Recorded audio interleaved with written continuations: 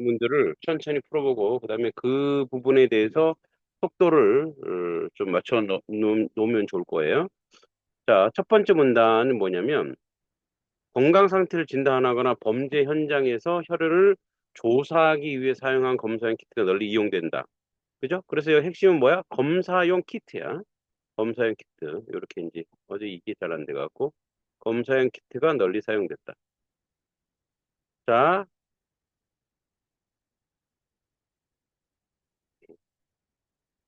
자 그래서 키트 제작에 대한 과학적인 그 원리가 적용되는데 적은 병을 쉽고 빠르게 정확하게 검사할 수 있는 키트 제작하는 것이 요구된다.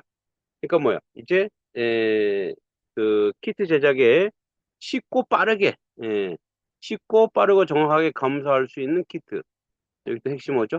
음, 요구된다. 이러한 필요에 따라 항원 항체 반응을 응용하여 이걸 응용했어. 치료에 존재하는 성분을 분석하는 다양한 형태 키트가 개발되고 있다. 항원 항체 반응을 이용한 이제 치료에 존재하는 성분을 분석하는 다양한 형태 키트가 개발되고 있는데 항원 항체 반응은 항원과 그 항원에만 특기적으로 반응하는 항체가 결합하는 면역 반응을 말한다. 항체 제조 기술이 발전하면서 휴대성이 높고 분석 시간이 짧은 측면 유동 면역 분석법. 그래서 이거를 LFIA라고 그랬어요. 그죠? 그래서 이런 키트가 발견된다. 그럼 첫 번째 소주제는 뭐예요? 항원 항체 반응을 이용한 검사 키트의 개발이죠. 그죠? 그래서 항원 항체는 뭐야?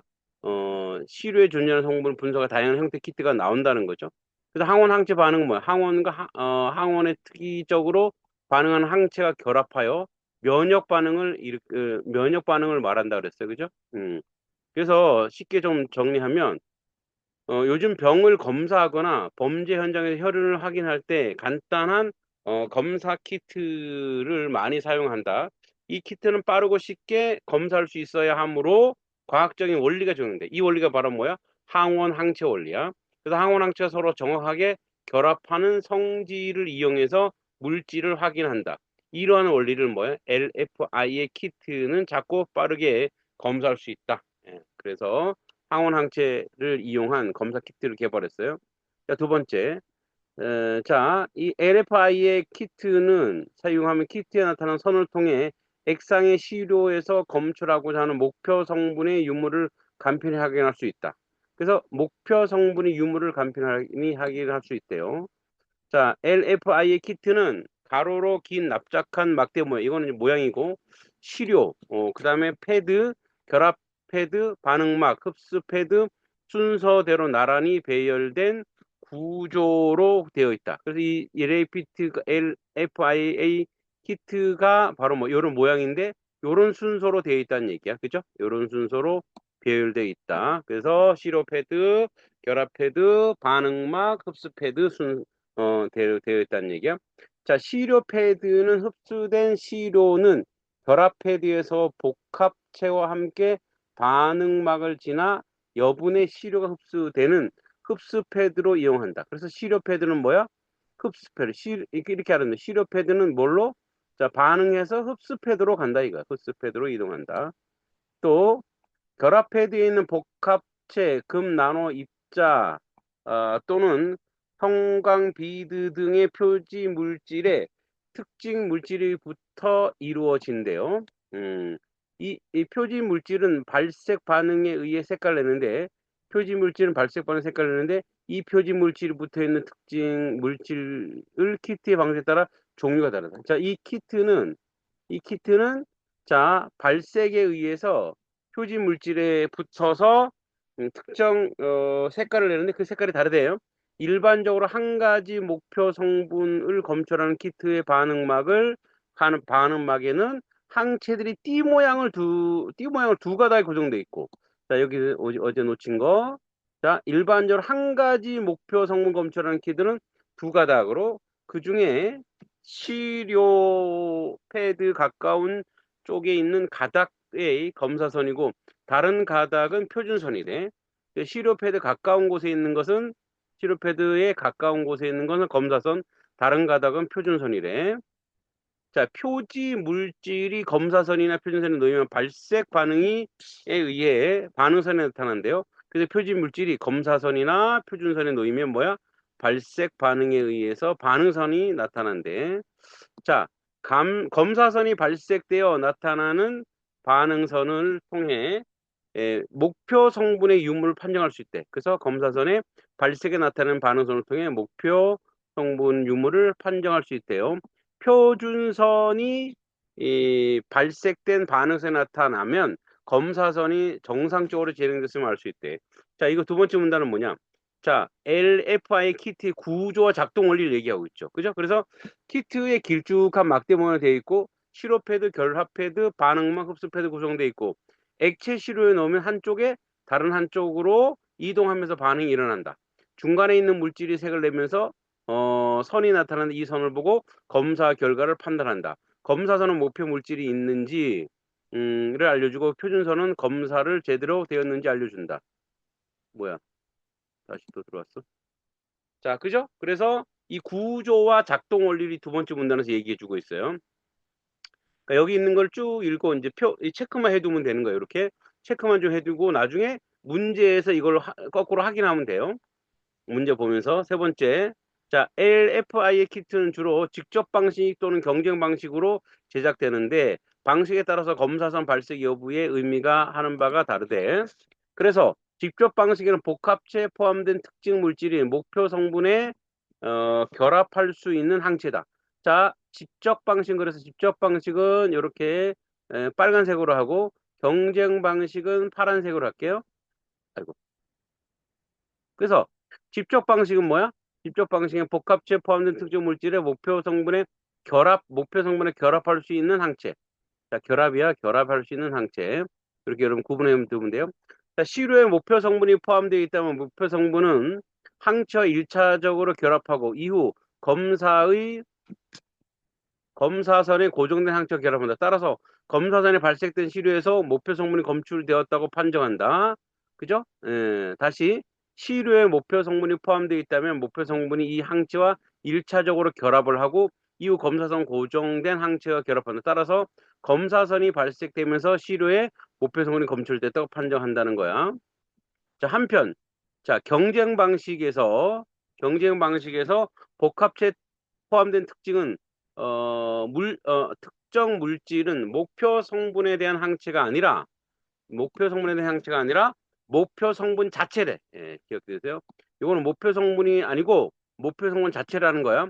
만약 시료에 목표 성분이 포함되어 있으면 시료의 목표 성분과 복합체 목표 성분이 서로 검사선의 항체와 결합하려고 경쟁한다. 이때 시료의 목표 성분이 충분히 많다면 시료 목표 성분은 복합체 목표 성분이 검사선의 항체와 결합하는 것을 방해하므로 검사선이 발색되지 않는데 그래서 뭐야?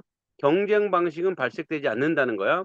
직접 방식은 세균이나 또 직접 방식 분자량 큰 단백질을 검출할 때 이용하고 자 직접은 자 분자량 할 때 검출하고 이용할 그때 직접 방식 세균이나 분자량 큰 단백질을 이용하고 경쟁 방식은 또 나오죠. 경쟁 방식은 항생 물질처럼 목표 성분의 크기가 작은 경우에 이용한다. 자, 세 번째 문단 주제는 뭐냐? 세 번째 문단은 자, LFI의 키트에 두 가지 방식이 있어. 그죠? 직접 방식과 경쟁 방식. 그래서 검사 키트 두 가지 방법을 만들어지는데 직접 방식은 목표 물질이 있으면 선이 나타나고. 그죠? 선이 나타난다 그랬어요. 아까 목표 물질이 있으면 선이 나타나는 방식이고 반대로 경쟁 방식 목표 물질이 많으면 오히려 선이 나타나지 않는데 왜? 그 자체가 그게 그 항체 그대로니까. 그래서 방식에 따라 선이 나타나는 의미가 다르다. 큰 물질을 직접 방식으로 검사하고 작은 물질은 경쟁 방식으로 검사한다라고 얘기했죠. 자, 네 번째. 한편 검사용 키트는 휴대성과 신속성 외에도 정확성이 중요하다. 그죠? 정확성이 중요하죠. 키트의 정확성을 측정하기 위해 키트에 이용한 여러 번의 검사를 실시하고 그 결과를 분석한다. 키트 시료 목표 성분이 들어있다고 판정하면 이를 양성이라고 한다. 자, 키트 시료의 목표물이 성분이 양성이에요. 양성. 양성이라고 한다. 또 시료에 목표 성분이 실제로 존재하면 실제로 존재하면 진양성. 실제로 존재하면 진양성. 시료에 목표 성분이 없다면 위양성. 없으면 위양성이에요. 위양성. 반대로 키트에 시료 목표 성분이 들어있지 않다고 판정한 음성. 자, 구분 잘합시다. 또 이 경우 실제로 목표 성분이 없다면 진음성. 진음성. 자, 그 다음에 목표 성분이 있다 위음성. 요 구분할 수 있어야 되겠죠? 예, 요렇게. 그래서 현실에서 위양성, 위음성은 배제할 수 있는 키트는 없다. 그래서 위양성, 위음성이 되게 중요한 것 같아요. 그래서 위양성, 위음성을 배제할 수 있는 키트는 없다라는 거예요. 자, 다시 읽어봅시다. 자, 키트는 시로 목표 성분이 들어있다고 판정하면 양성. 그 다음에 실제 존재하면 진양성, 없다면 위양성, 그 다음에 목표성 들어있지 않으면 음성, 실제 목표 성분이 없다면 진음성, 목표 성분이 있다면 위음성, 그죠? 이렇게 구분할 수 있어야 돼. 그래서 네 번째 문단은 뭐냐? 검사 결과의 종류, 진양성, 위양성, 진음성, 위음성. 그래서 검사 결과는 항상 정확하지 않을 수 있죠. 그죠? 그렇기 때문에 네 종류의 그 확인이 필요해요.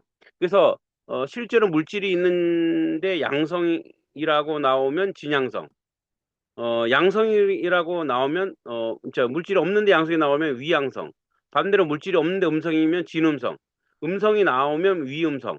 완벽하게 틀리지 않는 검사가 키트가 없기 때문에 이런 결과들, 이런 여러 종류의 결과가 필요하다는 얘기야.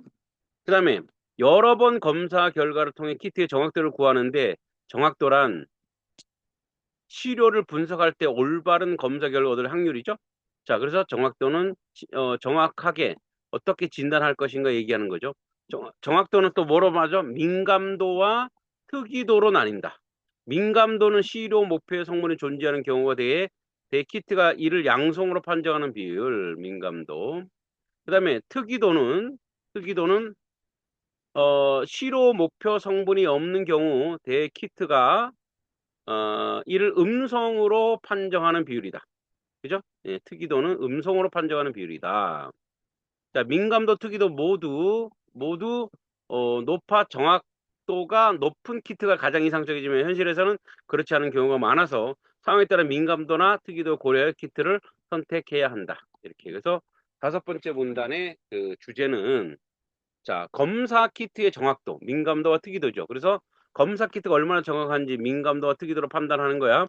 민감도는 실제 물질이 있을 때 잘 찾아내는 능력이고 특이도는 물질이 없을 때 없다고 정확히 판단하는 능력이죠.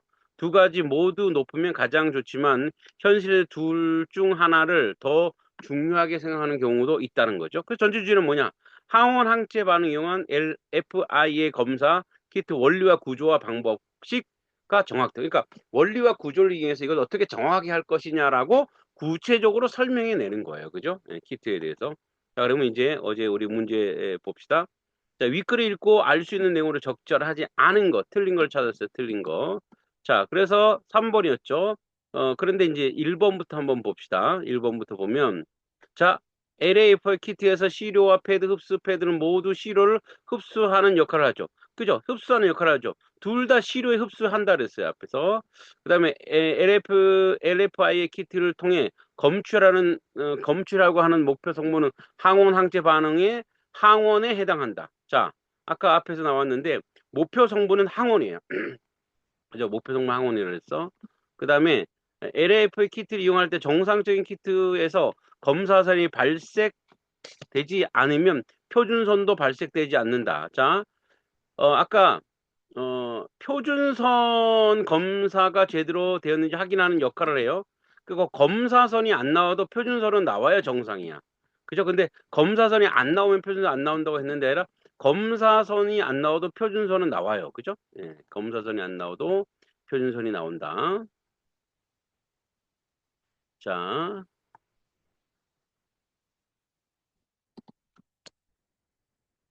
봅시다.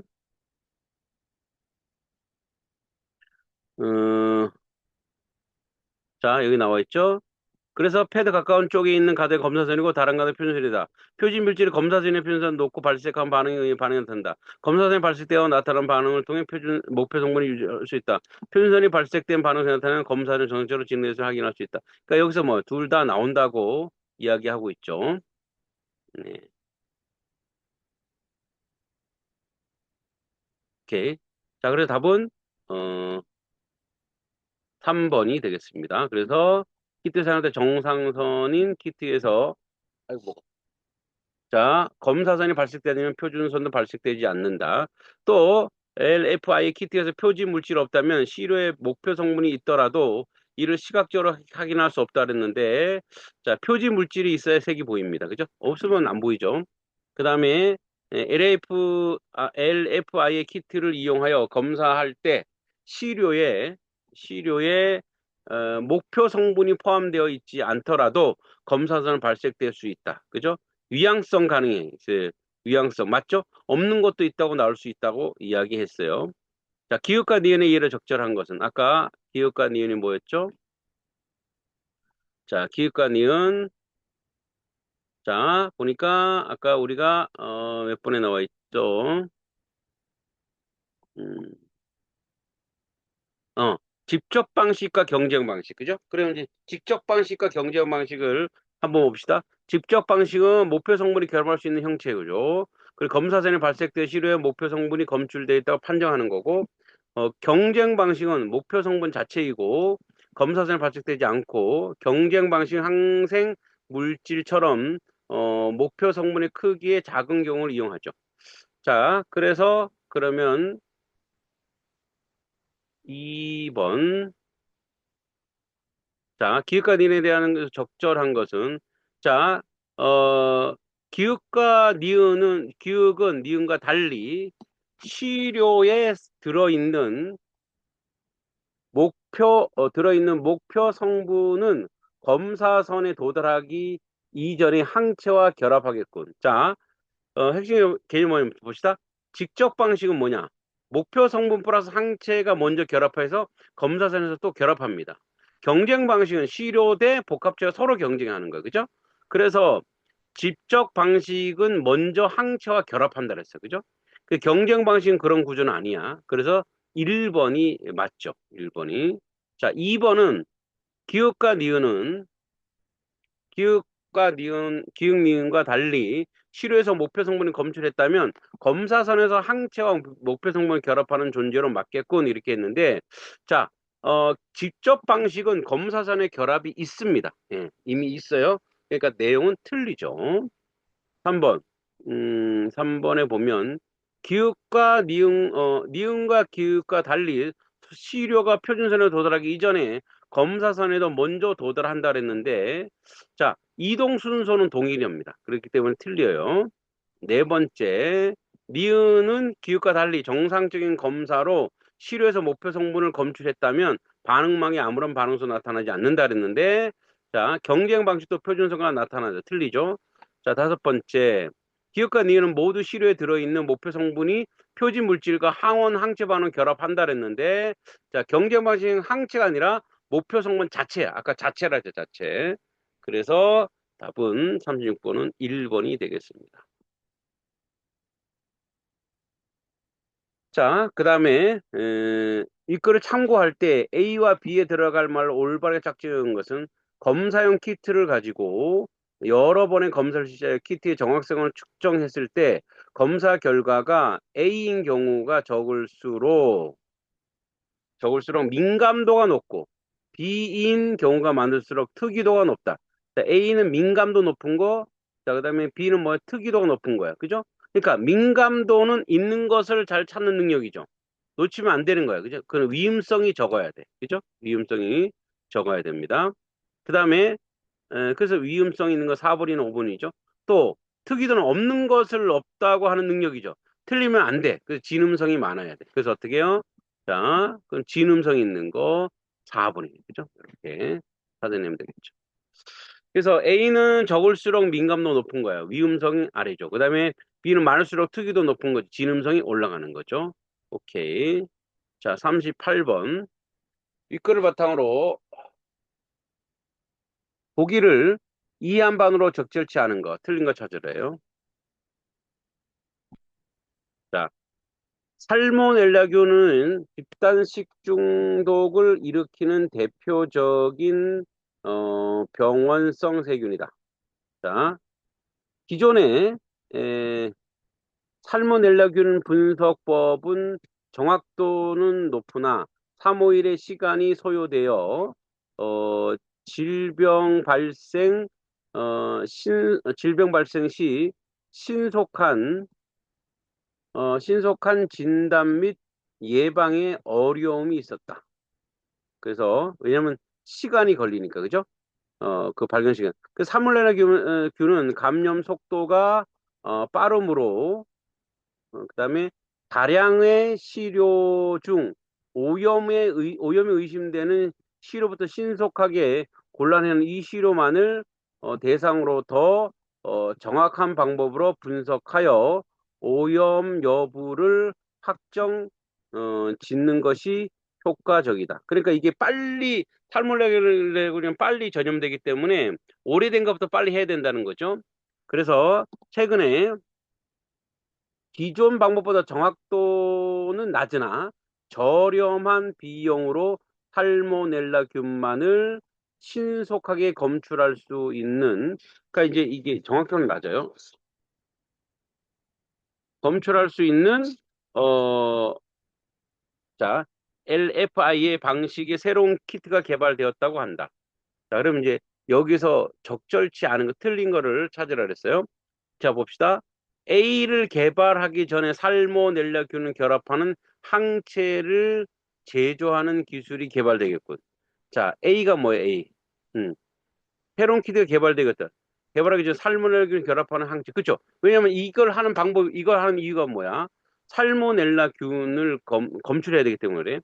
A가 결합해대의 표지 물질에 살모넬라균이 붙어 있는 복합체가 들어있겠군. 자, 핵심상 살모넬라균은 세균이 커요. 그래서 직접 방식을 사용해야 돼요. 그래서 결합 패드에 살모넬 붙어 있다면 안 되죠. 붙어 있으면 안 돼요. 왜냐면 직접 방식은 항체가 붙어 있어야 하기 때문에 그래서 살모넬라균은 붙어 있는 게 아니라 항체가 붙어 있어야 돼요. 그래서 답은 2번이 되겠죠. 그 다음에 3번 A를 이용하여 음식물을 살모넬라균 오염 여부를 검사하려면 시료를 액체 상태로 만들어야 된다는 거죠. 그죠? 예. 왜냐면 액체로 만들어야 흐르니까. A를 이용하여 현장에서 살모넬라균 오염 의심 사료를 선별하기 위해서는 특이도보다 민감도가 높은 것으로 효과적이다. 그죠?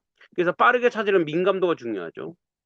자, 그 다음에 A를 이용하여 살모넬라균이 검출을 되었다고 키트가 판정될 경우에도 기존의 분석법으로 균이 검출되지 않을 수 있다. 왜냐하면 틀릴 수도 있어. 이거 왜냐면 빠르기만 하지 정확도가 없다 그랬죠. 그래서 답은 아까 얘기했듯이 2번이 되겠다. 자, 그 다음에 21번부터 25번. 했네. 이거 21번부터 25번. 봅시다. 자, 그러면 다 풀었나? 21번부터 25번. 자, 21번부터. 자, 봅시다. 어,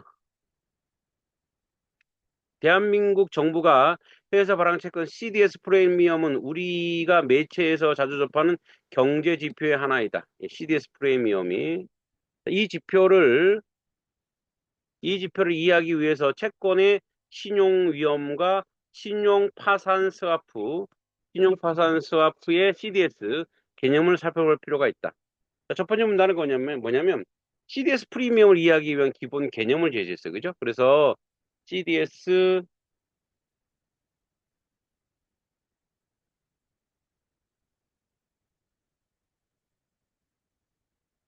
자, 그래서 CDS 프리미엄은 뉴스에서 자주 나오는 경제 지표죠. 그런데 이걸 이해하려면 먼저 채권 신용의 위험, CDS를 알아야 된다는 거야. 지금 이 두 개념을 설명하겠다는 얘기예요. 두 개 뭐예요? CDS 프리미엄과 CDS 신용 파산 스와프. 자, 두 개념. 이게 이제 이게 금융이 위험하냐 안 위험하냐 측정하고 그 측정해서 보험에서 그거를 이제 체크하는 거예요. 채권은 정부나 기업이 자금 조달을 위해서 발행하며, 그죠? 채권은 그 채권을 가지고 있으면 그 돈을 받을 수 있는 거니까 그 가격은 채권이 매매되는 채권 시장에서 결정된다.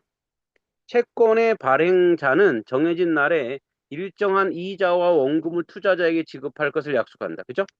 채권은 예, 발행자가 준다는 약속. 채권이니까 채권은 내가 이 돈을 너 언제 얼마까지 이자와 합쳐서 줄게 이런 얘기예요. 그죠? 그리고 뭐야? 그거를 빌리는 거죠. 돈을 빌리는 거예요. 채권을 매입한 투자자는 이를 다시 매도하거나 이자를 받다 수익을 얻는다. 그런데 채권 투자에서 발행자의 지급 능력의 부족 등 사유로 이자와 원금은 지급되지 않을 가능성을, 그죠? 이 사람이 신용이에요, 신용, 그죠? 신용의 위험이 수반되죠. 이 사람이 돈이 있는지 없는지 어떻게 알아? 이게 문서인데.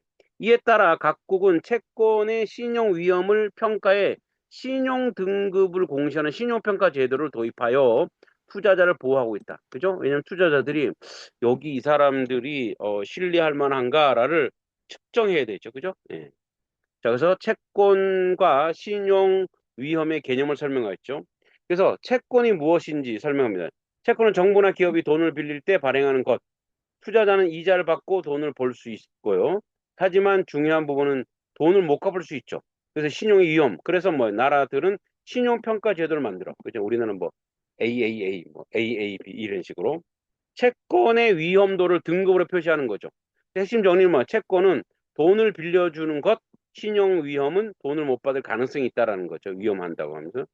자, 우리나라 신용평가 제도에서 원화로 이자 원금 지급을 약속한 채권 가운데 발행자의 지급 능력의 최상급인 AAA라고 라는 최고 신용 등급이 부여된다. 그죠? AAA야. 원금과 이자가 지급되지 않아도 부도난 채권은 D라고 최저 신용 등급을 주어준다. 그러니까 최고는 AAA 그리고 뭐야? 최저는 D야. 어, 그 외 채권은 신용 위험이 커지는 순서에 따라 AAA AA, BBB, BB 등 점차 등급이 등급과 범주로 낮게 평가돼요. 원래 이렇게 돼요. 엄청 복잡해요. 자, AAA, 그 다음에 AAA, BBB, BBB 뭐 이런 식으로 그죠? 그래서 어, 이를 각 등급 범주에 내에서 신용 등급은 상대적으로 크고 작음을 나타낸다. 또 마이너스는 플러스를 붙여 거기다가 그죠? 그 뭐야 A 플러스 A 뿔 A0 또 A 마이너 이런 식으로 더 구체화시킨다는 거죠. 하여 범주가 세 단계의 신용 등급으로 세분화되는 경우도 있다. 채권의 신용 등급 신용 위험 변동에 따라 조정될 수 있다. 다른 조건의 일정한 가운데 신용 위험이 커지면 채권 시장에서 해당 채권의 가격이 떨어지는 거죠. 그죠? 신용 등급이 떨어지면 그 사람이 가지고 있는 채권도 채권 이거는 받을 만한 받을 수 있는 어떤 그런 내용이 적다라고 하면은 뭐야? 신용이 떨어지겠죠. 자, 그다음에 그래서 신용 등급과 등급 체계와 채권 가격 관계. 그래서 이 문단의 위험을 어떻게 나누는지 설명하죠. AA의 가정 안전, D 이미 망함, 구도.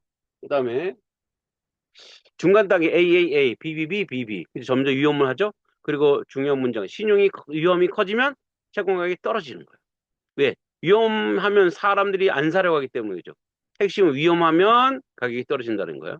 그다음에 CDS 채권은 투자자들의 신용 위험을 피하려는 목적으로 활용하여 파생 금융 상품입니다. CDS 거래 보장 매입자와 보장 매도자 사이에 이루어진 여기서 보장이라는 신용 위험으로부터 보호를 뜻한다.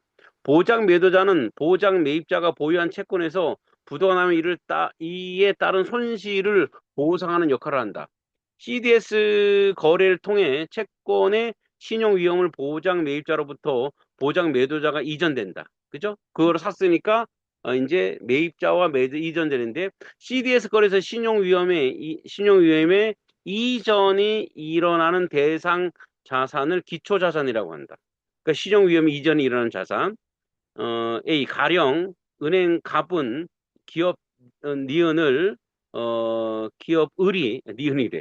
기업 을이 발행한 채권을 매입하면서 그것이 신용 위험을 피하기 위해 보험회사 병과 CDS 계약을 체결할 수 있다. 이때 기초자산을 을이 발행한 채권이다. 그러니까 갑이 을 걸 사야 되는데 위험해. 그럼 어떻게? 병이라고 하는 보험회사에 보험을 이제 자기들이 안전한 자산을 보호하기 위해서 보험을 든다라는 거야. 근데 그때 기초자산이 뭐야? 을에게 샀던 게 기초자산이라는 거야. 그래서 CDS 신용파산 스와프의 개념. 그러니까 CDS가 뭐냐? 신용파산 스와프. 그러니까 신용파산으로부터 보호하기 위한 거라 이런 얘기예요. 자, 그래서 자, CDS 쉽게 말하면 했죠. 오케이, 오케이. 채권 위험을 대신 떠넘기는 보험, 구성, 보험 매입자, 보험 가입자, 보험 매도자, 보험 회사죠. 예. 그 다음에 예시, 은행이 쭉 아까 했던 거야. 자, 그 다음에 보장 매도자와 기초 자산의 신용 위험이 부담이 되는 것을 대한 보상으로 보장 매입자로부터 일종의 보험료를 받는데 이것이 바로 이것이 요율 CDS 프리미엄이다. CDS 프리미엄은 기초 자산의 신용 위험이나 보장 매도자 유사하 시 지급 능력과 같이 여러 요인의 영향을 받는다. 다른 요인이 동일한 경우 기초 자산의 신용 위험이 크면 CDS 프리미엄도 크다. 그죠? 왜냐면 돈이 기초 자산이 많으면 그만큼 여기가 불안하면 그만큼을 보험에서 지불해야 되죠. 또 한편 보장 매도자의 지급 능력이 우수할수록 보장 매입자 유사한 손실을 보다 확실히 보전받을 수 있으므로 보다 큰 시리즈 프리미엄 가까이 지불하는 경향이 있다. 그러니까 돈이 안전하고 신용이 좋으면 그거를 살려고 하는 사람도 많겠죠. 만약 보장 매도자가 발행한 채권이 있다면 그 신용 등급으로 보장 매도자 지급 능력을 판단할 수 있다. 이에 따라서 다른 요인이 동일한 경우 보장 매도자가 발행한 채권의 신용 등급이 높으면 CDS 프리미엄도 크다. 그죠? 왜? 가치가 있으니까. 그래서 CDS 프리미엄 결정 요인. 이 설명은 보험료가 어떻게 결정되는지를 말하는 거야. CDS 프리미엄은 보험료야. 자, 결정 요인 두 가지. 기초 자산이 위험할수록 프리미엄은 높아지는 거예요. 예, 그만큼 보험 비용이 높아지겠죠. 위험한 채권일수록 보험료는 비싸요. 그다음에 보장 매도자 신뢰도가 좋으면 자 신뢰 높은 프리미엄이 올라가면서 보험회사가 튼튼하여 더 믿고 돈을 더 많이 내네. 그죠?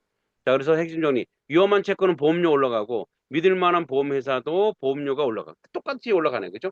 그러니까 그러니까 위험한 채권은 위험하기 때문에 보험료가 올라가고 믿을 만한 보험회사는 그 회사가 안전하기 때문에 보험료가 올라가. 결국은 보험료는 다 올라가네요. 자, 그래서 전체 한눈에 정리하면 채권과 신용의 위험을 소개했죠.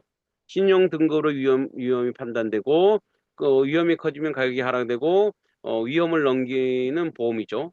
그래서 CDS 프리미엄 그 보험료의 위험과 신뢰에 따라 결정된다 그랬어요. 그래서 CDS 프리미엄은 채권의 위험을 보험처럼 거래할 때 지불하는 비용이죠. 채권의 위험성과 보험 제공자의 신뢰에 따라 결정한 게. 자, 일치하지 않는 거, 틀린 거. 자, 시간이 가니까 2번으로 할게요. 답만 봅니다. 자, 채권 발행자의 지급 능력이 커지면 신용 위험이 커진다. 그죠? 자, 2번 이렇게 말하면 돈을 갚은 능력이 커지면 위험도 커지는 거 맞죠? 자, 그런데, 돈 갚을 능력이 커지면 위험도 커져요. 그런데, 돈 잘 갚을수록 위험은 줄어들죠. 돈 갚을 능력이 커지면, 그죠? 능력이 커지면, 그치, 안전하지. 저 사람이 능력이 있네. 그러면 위험이 줄어들죠. 그래서 핵심은 지급 능력이, 높으면 위험은 줄어드는 거죠. 저 사람 돈을 잘 갚는데, 그죠? 그 위험성이 줄어들고 신용도가 올라가겠죠. 자, 그 다음에 A에 대해 기흥에 대한 이유로 가장 적절한 것. 자, 그럼 A가 뭘 얘기하는 거냐면, 갑은 은행이야. 보험 가입자야. B는 회사야. 채권 만든 사람이야. 우리 거 사줘. 이랬단 말이야. 갑이 사주는데 이거 좀 위험해. 그럼 어떻게? 보험회사는 위험을 대신 떠는 사람이죠. 그죠? 그래서 4번. 신용 위험 부담을 보장하는 매도자이다. 그죠? 그래서 디귿은 신용 위험 부담하는 매도자인 거 맞죠? 그래서 맞는 말이에요. 자, 근데 이제 오케이. 뭐 다른 거는 다 틀리죠. 기업은 기초자산을 보유하지 않는다. 은행은 은행은 기초자산이 필요 없죠. 왜냐면 그 보험을 가입하는 거니까 을이 이제 기초자산이 필요하죠. 기업은 기초자산은 부도가 나면 손실을 보장하는 역할을 하고, 자, 니은은 신용 위험에 기피하는 채 투자자이다. 자, 니은이 뭡니까? 니은이 회사인데 기피하는 투자자가 아니죠. 회사는 뭐야? 채권을 만드는 사람이니까. 그다음에 디귿은 보험회사야. 기초 자산이 부도가 나야만 이득을 본다. 아니죠. 부도 나면 이 사람도 손해죠. 이렇게. 자, 그다음에 보기 가마 중 CDS 프리미엄 두 번째로 큰 거, 두 번째로 큰 걸 찾으래. 위클 리을밈 기준이 서로 다른 CDS 프리미엄 가마를 비교하여 CDS 프리미엄의 크기 순서에 따라 매길 수 있다. 단 기초 자산의 발행자 보장, 매도자는 한국 기업이며 가마에 제시된 조건에 따라 다른 조건에 유리하다. 자, 그러면 여기서 이제 아주 쉽게 보는 방법으로 가봅시다. 자, CDS 프리미엄 보험료는 이렇게 결정되죠. 위험한 채권, 보험료 비쌉니다. 그죠? 그러니까 보험회사가 믿을수록 보험료 비싼 거죠. 비교하면 BB 플러스가 위험이 큰 거야. 그죠? BB 플러스 위험이 큰 거예요. 위험이 크죠? 그 다음에, BBB는 위험이 적고 AA는 외차고 안전해요. AA는 그보다 조금 낮아요. 그러니까 여기서, 어, 두 번째로 큰 거. 두 번째로 큰 거는 지금 여기 나와 있는 것처럼 BB 플러스 AAA죠. AAA. 그러면, 자, 첫 번째로, 뭐라 했냐. 여기서, 어, 프림이 두 번째로 큰 것. 첫 번째로 큰 건 어디겠어요? 첫 번째로. 첫 번째로 위험한 것은. 자, 여기 지금, 여기 세 개죠, 세 개. 다, 라, 마, 다 세 개죠. 이 중에 제일 위험한 건 어딜까? 여기죠, 여기죠. 라번이죠, 라번. 그죠? 자, 기초자산신용등급도 BBB 마이너스. 그 다음에, 여기는, 에, 여기는, 여기도 그렇구나. 여기, A 마이너, 여기네. 여기가 첫 번째, 두 번째 이렇게 되겠네. 그죠? 기억해 두시고. 자, 윗글을 바탕으로 보기를 이해한 내용으로 가장 적절한 것은, 자, X가 2011년 12월 31일 이자 원금을 지급하는 완료한 채, BX는 2011년 1월 1일에 발생했다. 자, 그럼 요거 쭉 한번 읽었다 치고 이걸 정리해 봅시다. 여기 2011년에 계약을 했어. CDS 계약을 했단 말이야. 그래서 X가 채무 상황이 악화됐어. 회사가. 그래서 뭐, X의 지급 능력이 또 개선됐어. 좋아졌어. 악화됐다가 좋아졌단 말이야. 그리고 Z가 발행한 채권의 신용등급을 변경시켰단 말이야. 그죠? 자, 그럼 요거와 관련돼서 이제 문제를 풀어보자는 얘기야. 자, 그러면은, 요 하나씩 봅시다. 자, 2011년에는 회사 상태가 나빠지니까 위험도가 올라갔죠. 예, 그죠? 어, 위험도가 올라갔어요. 그 다음에 2012년 회사들 정도 위험도가 내려갔죠. 그죠? 내려갔어요. 2014년 보험회사 등급이 그러면 내려가 있죠. 그러면 신뢰도가 내려가는 거야. 보험회사 등급이. 그 다음에 2013년 그죠? 신용등급이 변경됐어요.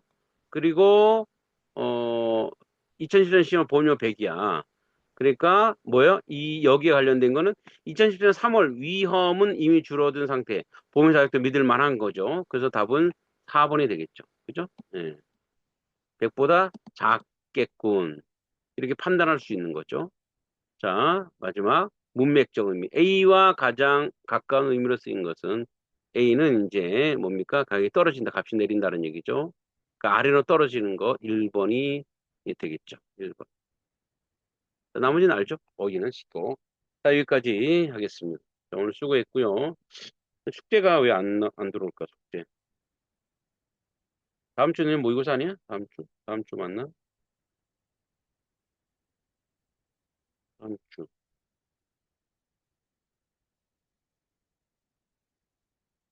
그죠? 자, 시원이 모의고사 열심히 풀고, 신지, 모의고사 풀고 있어? 음, 익숙해지기 위해서 끊임없이 풀어야 돼. 고3은 일주일에 두 번 이상 풀어야 돼, 두 번 이상. 응? 그다음에 서원이 모의고사 풀고 있어? 이번 주는 독감에 걸려서 못 풀었어요. 풀어야 돼. 너네 다음 주 모의고사지? 네. 그래, 다음 모의고사, 다음 주까지, 3월 거, 최근 3월 거 한 번씩 다 풀어보세요. 한 번씩. 알았어요? 익숙해져야 돼. 그래야지 점수가 나옵니다. 그러니까 모의고사를 그냥 너뭐 이거 점수 안 들어가는데 안 하면 이게 그게 누적이 돼. 그럼 똑같아. 수능에도 점수 안 나와. 그래서 모의고사 때도 열심히 잘 해야 됩니다. 자, 다음 주 화요일 숙제 올려드릴게요. 자, 오늘 수고했고 화요일 날 봅시다. 안녕. 감사합니다. 음.